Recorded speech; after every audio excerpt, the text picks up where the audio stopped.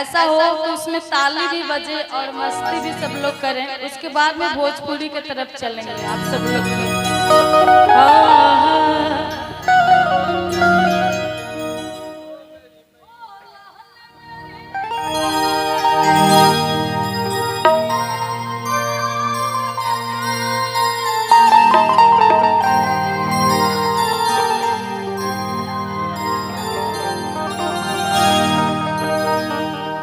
एक भजन और आप सब लोग के बीच में, इस भजन में खास करके हम ये भजन इसलिए गा रहे हैं कि यहाँ पर जो भी हमारे बड़े लोग, हमारे भाई, हमारे मित्र, हमारे दोस्त लोग उपस्थित और बैठे हैं, सभी लोग इस गाने में ताली बजाएंगे। उसके बाद में भोजपुरी चलेंगे तो कौन ताली बजाता है? किसी से ताली नहीं बजवाया जाता है। तो हम चाहेंगे कि आप लोग के लिए खास करके ये गाना है ताली के लेकर। उसके बाद में हम आप सब लोग की जो फरमाइश होगी बिल्कुल सुनाएंगे। और कहना है बड़ी सुंदर, मैं ये रानी के दरबार में, बाबा के दरबार में, ओ लाल मेरी रखियो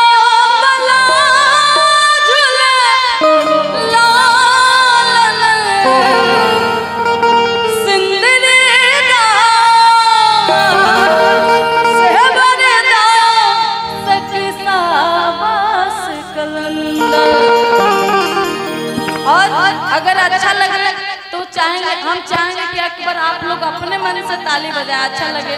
नहीं तो हम आप सब लोग से तो ताली बजे करेंगे।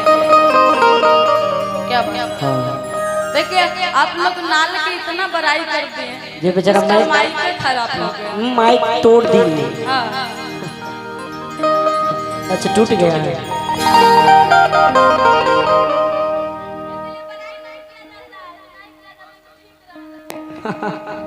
और ये चलिए आदित्य जी के बाजू में जरा सा गीत संगीत, उसके बाद हम लोग चलेंगे झूमने और झुमाने वाला गीत संगीत की तरफ। और दो जोड़ीदार भी आपकी आई हुई है, उनसे भी तैयार है।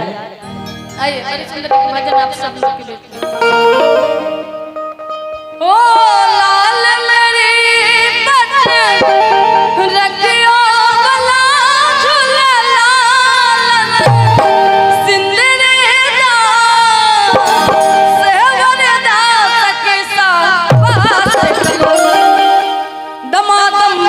कलंदर कलीजा पहला मस्त कलंदर कलीजा पहला नंबर लाल मेरी रखियो गला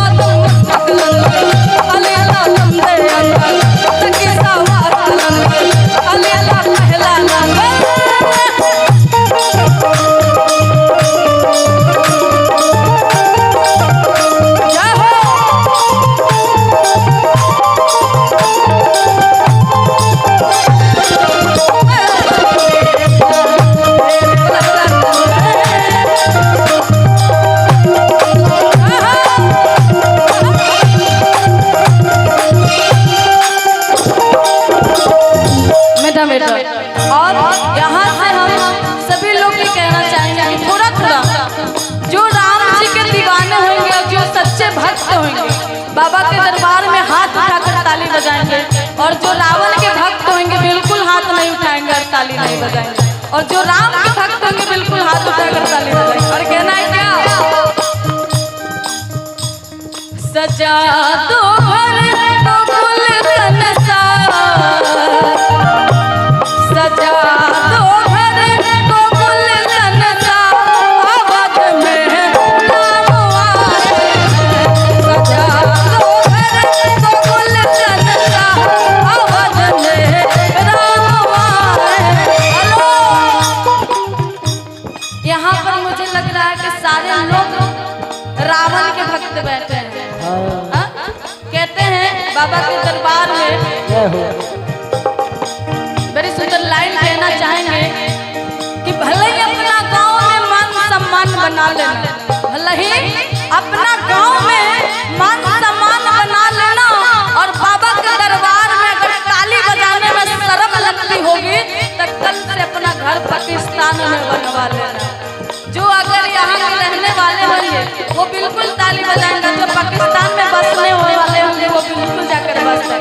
बाकी हम चाहेंगे दोनों हाथ लंबे लंबे ऐसे उठाएं, सब लोग का हाथ उठना चाहिए चरगिरदा लंबा लंबा, जो माता रानी का दिहल हाथ होगा प्यारा प्यारा, आप लोग भी उठाइए, सब लोग तो उठाएंगे और ताली बजाएंगे। और कहना क्या, सजा दो घर को गुलशन सा, सजा दो घर। मजाक में कभी भी एक हाथ नहीं उठाना चाहिए, जब भी उठाना चाहिए दोनों हाथ उठाना चाहिए। कहते हैं कि एक हाथ उठाने से अर्पण होता है, और दोनों हाथ उठाने से बाबा के दरबार में पूरी तरह से समर्पण होता है, क्योंकि हम अपने आप को समर्पण कर रहे हैं। अगर हम कुछ मांगने जाते हैं तो सर झुका कर मांगते हैं, ये नहीं कि सर उठा कर मांगते हैं कि हमको दीजिए, वहाँ पर भगवान भी खुश नहीं होते।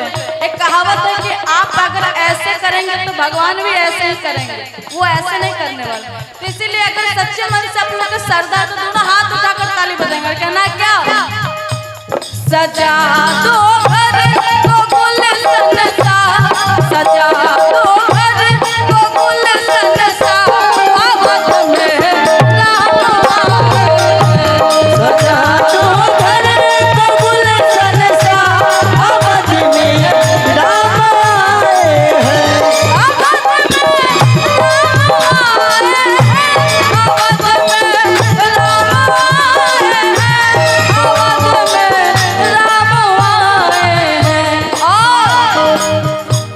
लगे कुटिया भी दुल्हन सी, लगे कुटिया भी दुल्हन सी, अवध में राम आए हैं। सजा दो घर को गुलशन सा, अवध में राम आए हैं। इसमें बड़ी सुंदर एक लाइन और है, कहना चाहेंगे, छाप तिलक सब चेहरे मुझसे